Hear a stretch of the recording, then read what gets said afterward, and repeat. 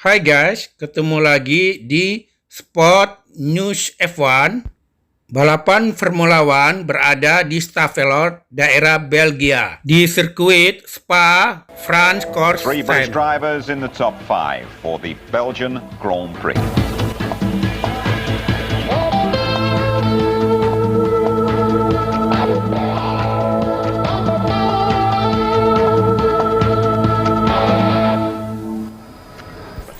Halo guys, ketemu lagi seperti biasanya Sport News F1 membahas mengenai tragedi balapan di Formula One. Kali ini Sport News F1 membahas mengenai balapan di Belgia di Sirkuit Spa-Francorchamps. Sejarah sirkuit ini awal dibangun dari jalan raya di tengah hutan belantara, ya, sekarang menjadi sirkuit terhebat di dunia. Dari sekian banyak tikungan di sirkuit Spa-Francorchamps, tikungan yang paling berbahaya dan sangat ditakuti semua pembalap dunia adalah tikungan off-road.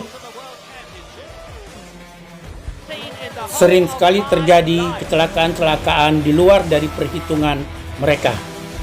Di sirkuit Spa-Francorchamps kali ini, mulai dari start awal sudah mulai terjadi tragedi kecelakaan. Hampir semua pembalap terlibat tabrakan.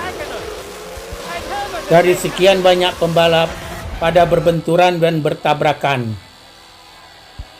Belum lagi ditambah dengan tragedi Michael Schumacher berbenturan dan bertabrakan dengan David Coulthard di lintasan tikungan basah.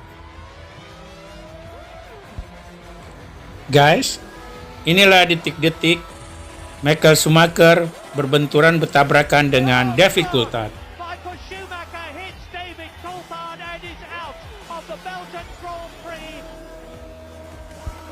Sangat emosional, Michael Schumacher langsung turun dari kokpit mobilnya, mendatangi pedok McLaren untuk minta penjelasan dari David Coulthard mengenai kecelakaan benturan yang terjadi di antara mereka.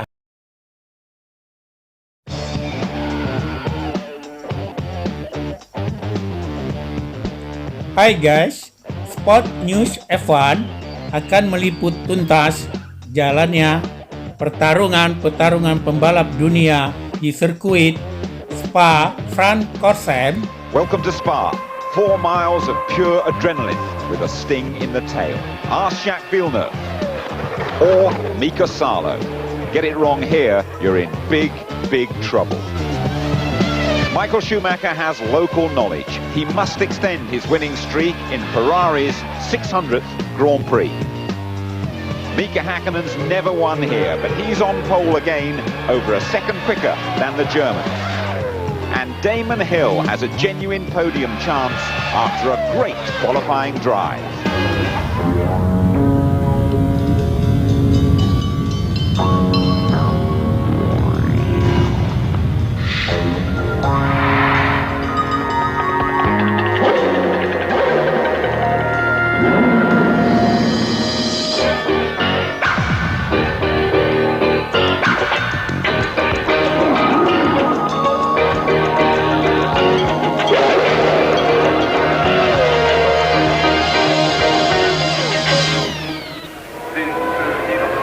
Horrible weather for race day at Spa-Francorchamps in the Ardennes forest. 7 points between championship leader Häkkinen and Schumacher. High stakes for the Belgian Grand Prix. You know, it's been raining here for the last 6 hours. Miserable conditions. At one stage we were told the Grand Prix might not happen. It's still on. It's going to be a compelling spectacle. The temperature, 10 degrees. Michael Schumacher had no answer for the McLaren's pace. Instead, his attention was focused elsewhere, on his old sparring partner Damon Hill, whose season at Jordan continues to gather pace. They were fighting hard for third, but just as Schumacher looked set to take it, a stranded Benetton brought out the yellow flags, and Michael lost his time after he failed to back off. But if Schumacher was having a bad day, spare a thought for poor old Shinji Nakano. He got lost on the wrong side of the track. Friday shan't forgotten, Jacques Villeneuve posted a very respectable 6th place, putting a rare smile onto Frank Williams' face. In the final minute of the session, the top 4 drivers came out for a final showdown. Coulthard was first up, but Hakkinen was right on his tail and pulled one out of the bag. And Hakkinen is approaching the last corner now, and over the line goes the McLaren and into pole position by 1/10 of a second. Mika Hakkinen does it again. And Hill goes over for P3. Damon Hill 49.7, P3. Michael Schumacher didn't improve, Damon Hill did. What a fantastic lap. Well done, Damon. It just keeps getting better, doesn't it? Yes, it's been getting better all the time, and this is the best result I've had with Jordan for qualifying, and I'm very, very happy. Couldn't do a full lap because I had to slow down of yellow flags. In the last sector, when the Benetton was stopped there, it cost me a couple of tenths. It was very exciting. Obviously went not the way I wanted it at the end of the session, but I took a little too much curb through the bus stop and gave away what I gained on that lap. But nonetheless, you know, second front row, it's good enough for the race. I think fantastic. I think it was definitely a fight with me and David today, and I was lucky. I was fortunate. I got the pole. Belgian Grand Prix here in Spa-Francorchamps. 4.3 miles through the Ardennes valleys, one of the great circuits of the world, and certainly one of the drivers' favourites. Francorchamps, the most challenging track on the calendar. We have 3 British drivers in the top 5 for the Belgian Grand Prix.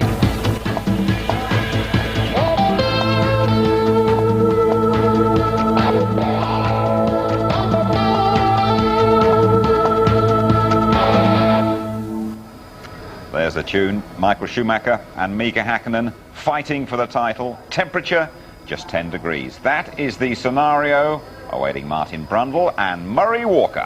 You get all of the help you can from your engineer, your team boss, but at the end of the day, you're the one that's got to report back from having left the pits to form up on the grid, how much standing water there is, and how good the drainage is, how good your car feels, what's your confidence level.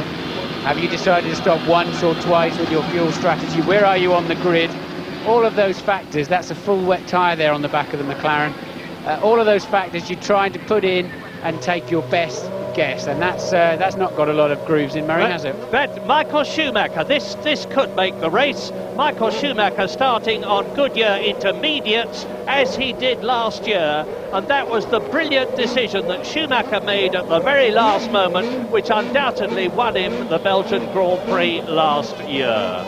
But the joker in the pack is very much Damon Hill in the yellow Jordan behind Mika Hakkinen on the left-hand side of the grid as you look at it, as they clear the grid now for the first of 45 laps. The first lap, of course, is going to be the formation lap.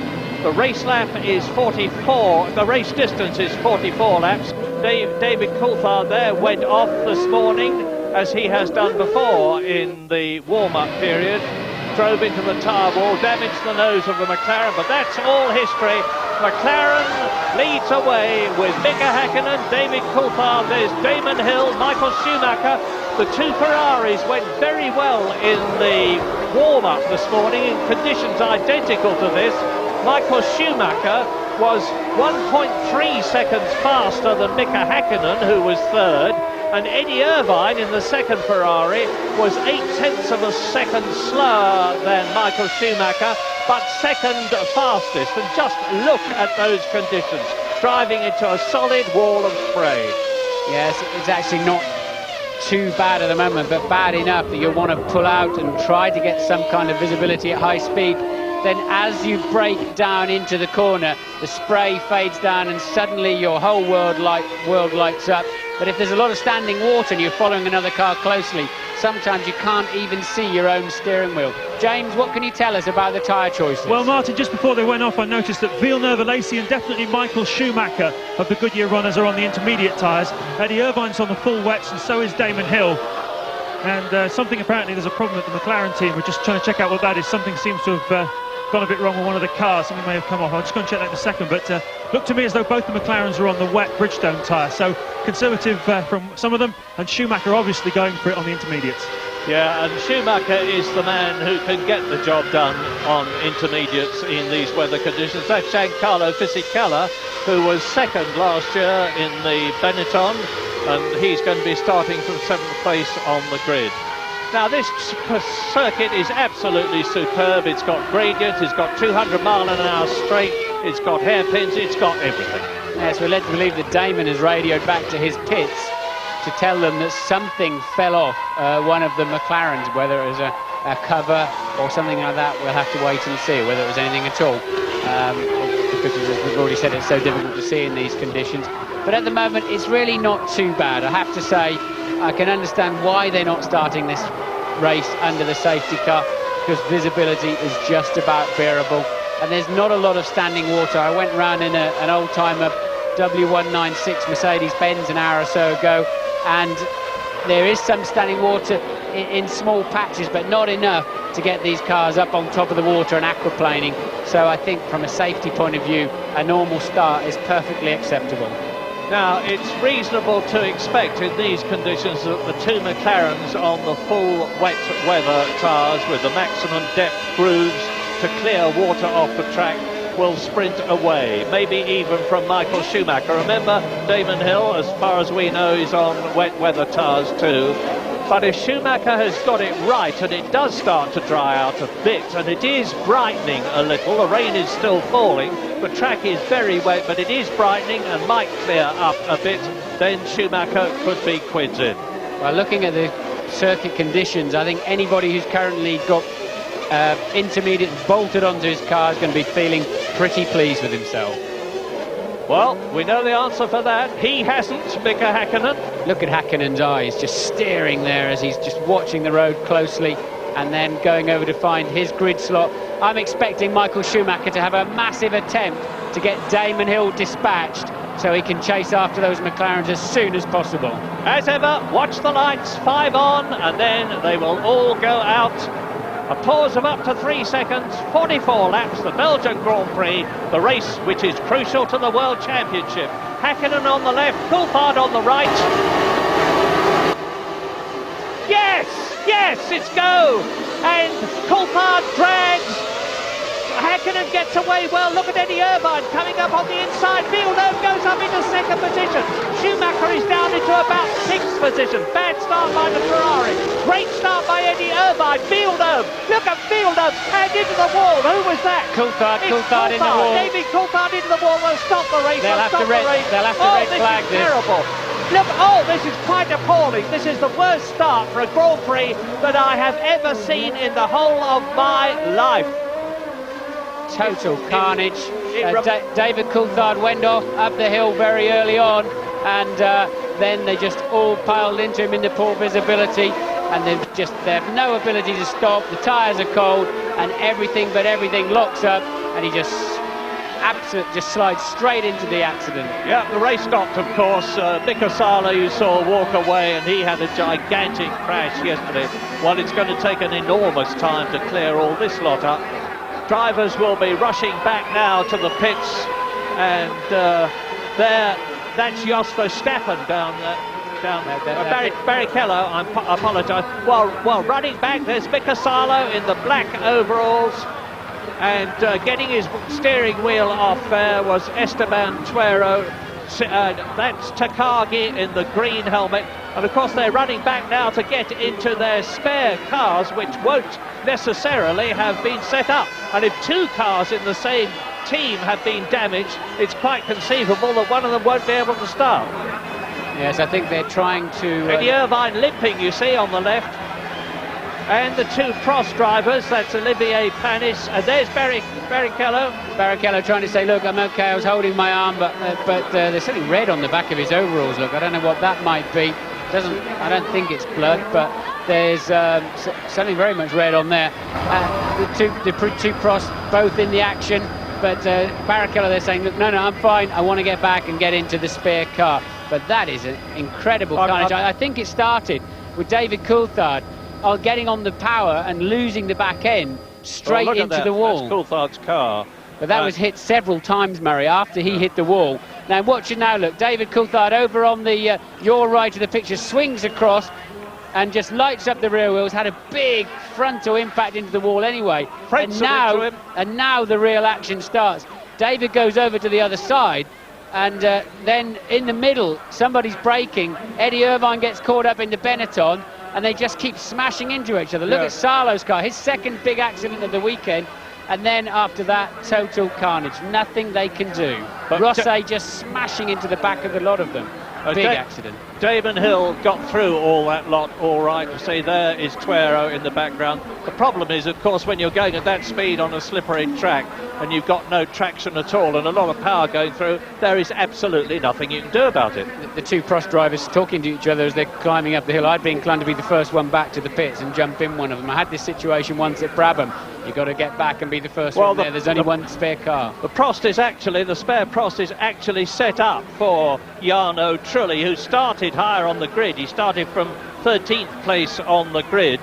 And so Olivier Panis, who was 15th, probably won't have first claim. And I doubt they'll give Irvine the spare Ferrari in case Michael Schumacher needs it on the next restart. So Irvine could well be out of this race. As Jos Verstappen drives in, we saw him just missing a bit of debris, but you noticed the right rear tyre looked to me as though he got a puncture. Olivier Panis on the right, Jarno Trulli on the left. They're both perfectly all right, mercifully. But as I say, it's all hands to the pump now for the marshals and all the people who are responsible for operating the cranes and the heavy lifting equipment, who've got to get the cars clear. Johnny Herbert running back to get in the Sauber. Now, the Sauber team have got the car set up for a Lacey, the spare one. Rubens Barrichello and Ricardo Rossi talking the two Brazilians. Yes, I do think that Barrichello is bleeding. He's cut something, but Eddie apparently not limping quite so heavily. I assume Ferrari have only one spare car here. Look at it. And I would be surprised, because we could have a replay of this in the next race, and then Michael Schumacher needs the spare car for the World Championship. So I'd be surprised if they let Irvine have that car. Well, there's no doubt about the fact that his car won't be restarting. Very, very badly damaged on the left rear. Jackie Stewart talking to Rubens Barrichello, the senior of his two drivers, and Eddie Irvine on the right talks with Jean Todt, the Ferrari team boss. Now, what's Todt saying to Eddie Irvine? Is he saying, get in the spare car, Eddie, or is he saying, sorry, not for you? We've got to hold it for Michael. I'm not sure what the rule is on this. Can they actually stop him from taking part in the race if there's a car available for him? I doubt there is a rule to cover that eventuality. I think that'll be a team situation. Well, here we go again. Damon Hill had a very poor start in third place.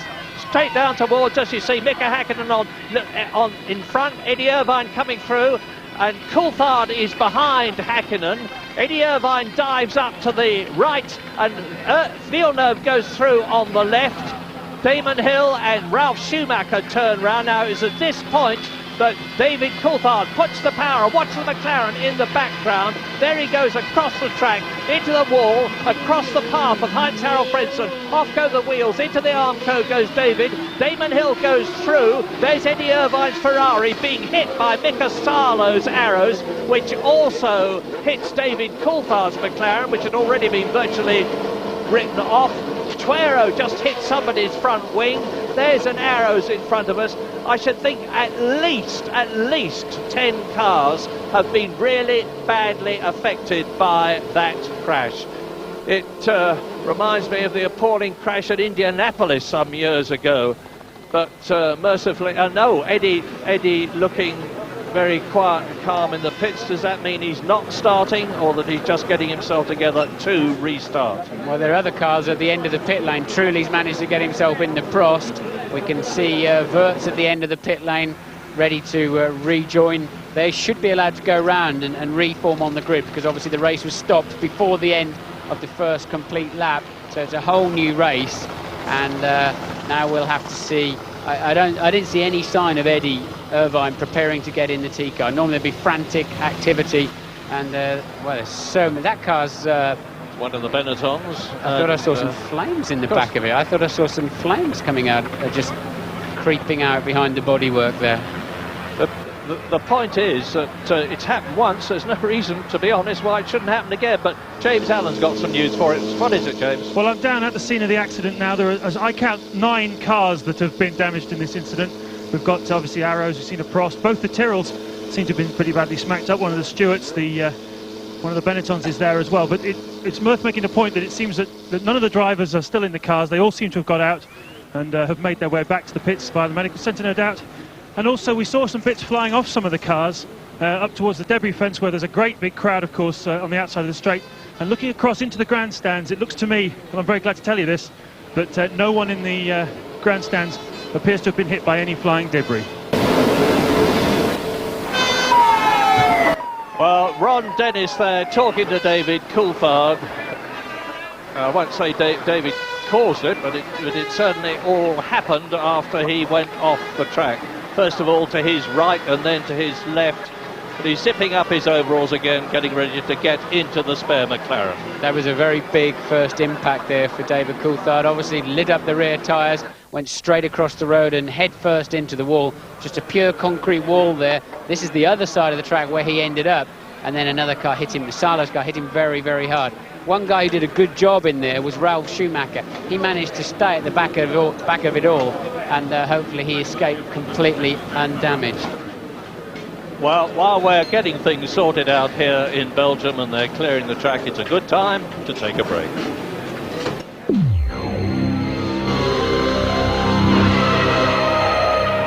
Prix should have started the parade lap again. Notice that Coulthard's got his visor up slightly. Most of the drivers will do that. He's putting it up a bit more there, but otherwise it just steams up, just fogs up from your own breath. Michael lifting a bit more, and that's really bad news. And you can only really put that down once you're up and running. We think every car on the grid is now on intermediate tyres. As they set off for the second formation lap. Mika Häkkinen leads away. Coulthard, Hill, Schumacher, Irvine, Villeneuve, who made such a super start.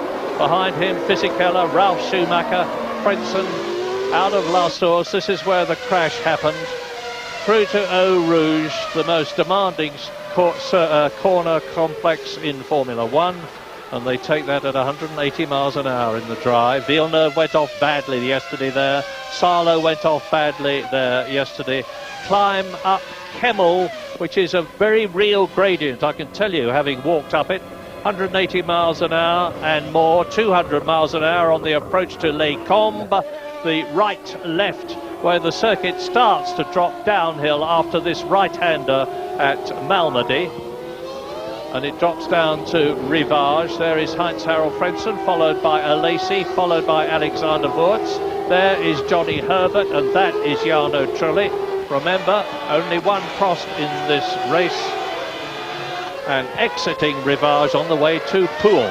Well, just to confirm and explain again, this is a completely new start, a completely new race, so it'll be 44 racing laps. This is the formation lap, and they're about halfway round. These tyres tend to run at a slightly lower temperature, so they won't be up to anything like the normal operating temperature of the slicks, but it doesn't matter. They give their best grip in these kind of conditions. I'd say it's slightly marginal for Inters, but the track dries so quickly as the aerodynamics and the tyres of those cars lifts the water into the air, as you can see it. It then gets dispersed, and very quickly you do get a drier line. What you have to be careful of is those curbs, the red and white painted curbs and the white line that delineates the side of the racetrack are incredibly slippery, and that's what they're going to have to stay away from all of the way around the track until there is some kind of dry line, and even then treat them with an awful lot of caution. Now, when this race restarts, take a tip from me and watch Jacques Villeneuve. He's 6th on the grid. Remember what a super start he made. He's weaving like everybody else to warm up the tyres. Whether or not it actually does it is open to debate. You could see them as they were swinging the car around. As they turned the wheel, the car doesn't actually grip initially, and it pushes its wheels down the road with some lock on, but the car carries on going straight. There's very, very little grip out of those front tyres at the moment, and that's why they'll have to brake super early for that La Source first corner. That yellow line on the grid, incidentally, is to enable the driver to line his front wheels up perfectly. There is a sensor in the tarmac for every car which indicates whether they make a jump start, and you've only got to move a few centimetres for that sensor to operate. Yes, you can see Häkkinen looking out of the side of the car, because you can't see down because the monocoque blocks your view. You look out of the side of the car to try to see that extended yellow line. Visor still up there for Coulthard. He'll be hoping he doesn't get an action replay of what happened first time around. All right, well, fingers crossed, everybody. We don't want another bad start like that one. 18 cars on the grid. There's Damon Hill. 3 lights, 4 lights, 5 lights. Go, go, go, go! Hakkinen leads away again. Irvine again comes up the left. Damon Hill has made an excellent start and leads! And leads! Damon Hill gets ahead of everybody at last source. Schumacher going round the outside. Oh, and Hakkinen is spinning Hakkinen. Schumacher hit Hakkinen. And Herbert has hit Hakkinen. Now, I can't believe they're not going to have to stop the race again. They've got 3 minutes to get that out of the way, but there's no spare car for Hakkinen. He'll have to take, even if they do stop it, he'll have to take, he's saying he's okay, but he'll have to take Coulthard's car back in that respect. But at the moment, no sign of the red flags as Michael Schumacher comes up the inside of Eddie Irvine. And takes second place. So now the battle is on between Damon Hill and Michael Schumacher, but is the race going to be stopped? There is no indication of it on our monitors, and we normally get a very quick indication. Mika Hakkinen walks away. That's the World Championship leader. He's not going to... And out goes Coulthard. Coulthard is off, and one of the Benettons. This is terrible for the McLaren team. David Coulthard has kept the engine running, and Schumacher is up with Damon Hill. The Ferraris are second and third, and Damon leads a race for the first time since Hungary last year in the Arrows. What's absolutely clear to me is that the Bridgestone intermediates are not working at all well. There you see Coulthard and one of the Benettons, both on the Bridgestone Inters, off the road. But at the moment, both Hill and Schumacher's car appearing to work well, Michael looking the faster. And remember the way these two are old rivals. Safety car's on the track. The safety car is on the track. They're going to have to line up behind the safety car. That is a good decision, in my opinion. There is the safety car. There will be yellow flags round the course to warn the drivers to slow down. Mika Hakkinen disconsolately moves, and ironically, it was his World Championship rival Michael Schumacher who hit him and took him out of the race. And now David Coulthard is back again on the track. David Coulthard has rejoined the race. Recovered from that gravel trap. We saw him reversing gently out. Safety cars, good news for him. It's a bit like Austria. He's going to end up at the back of the field. But Hakkinen gets away very, very well, it appears. But Hill made a super start. Coulthard a poor start. And Hill goes down the outside, squeezes Hakkinen and brakes later. Hakkinen very, very cautious there. Now Mika feels a bit under pressure, very close to that Ferrari, hits the throttle a little bit too hard, pirouettes, only to be clouted by the Sauber of Johnny Herbert. And they'll both be out of the race, I think, with that one, but for sure Hakkinen is out of the race because the safety car means they'll just clear it away and restart. Here we go now again. Watch Schumacher here and watch the way he contacts Hakkinen. There's going to be a lot of discussion about this. Some people are going to accuse him. I don't think they contact Murray. I don't actually think they did. Let's have a look. It's coming out of La Source. You see there. Oh, come on. Well, now they're removing. Oh, well done, well done, well done. They've got the car out of the way. Thank heavens the race isn't being stopped. Here's Wurz and Coulthard going off. We know that Coulthard has rejoined. I don't know whether Alexander Wurz did, because are they going to stay with us and see whether he goes into the wall? No, he's out of the race. Alexander Wurz is out of the race. Well, that means we're down to 17 before the end of the first lap. 18 out of 22 started. The safety car is out.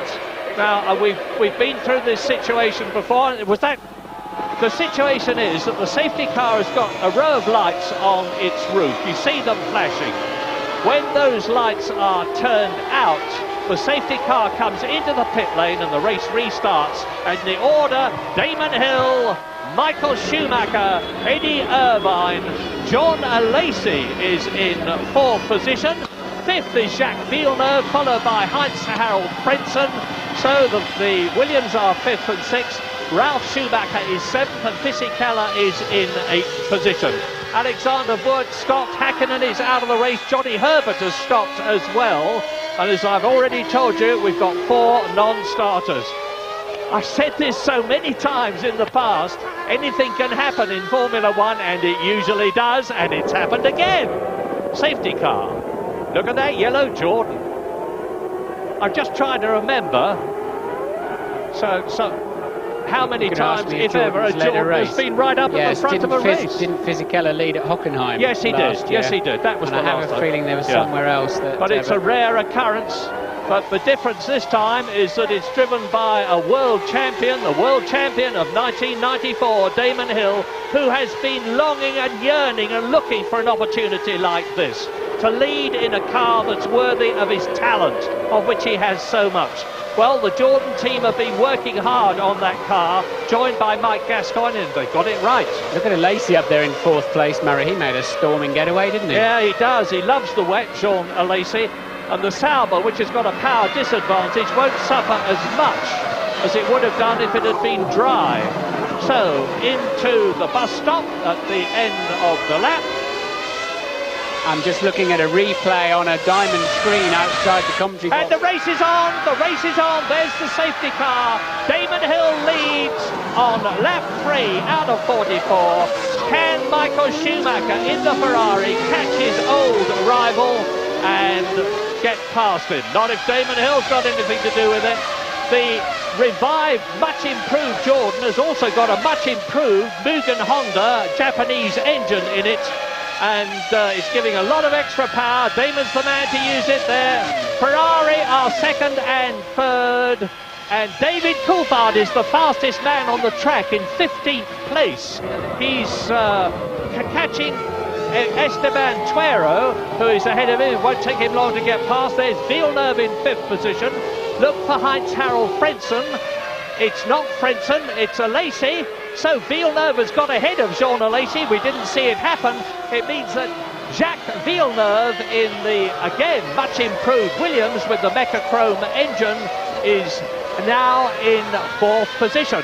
Race order: Damon Hill, Michael Schumacher, there they are. Eddie Irvine, there he is. Jacques Villeneuve is 4th, Lacey is 5th, Heinz-Harald Frentzen is in 6th position, and Schumacher now knows if he can just keep going he'll get 6 points if he stays where he is. He knows that Mika Häkkinen has got no points because he will have seen him go off, and Michael Schumacher, as ever, is getting down to it. But it looked to me, we didn't actually see